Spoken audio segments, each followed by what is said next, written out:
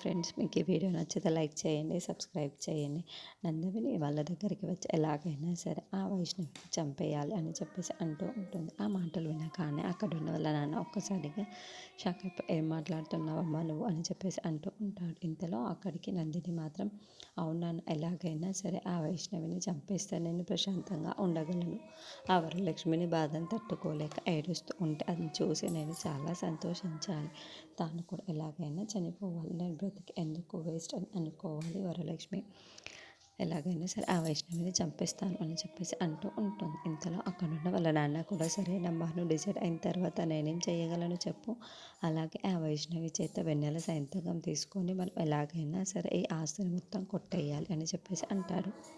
ఆ మాటలు వినగానే అక్కడున్న నందిని మాత్రం అది అలా జరగకుండా అది కూడా ఖచ్చితంగా జరుగుతుంది నాన్న అని చెప్పేసి అంటుంది.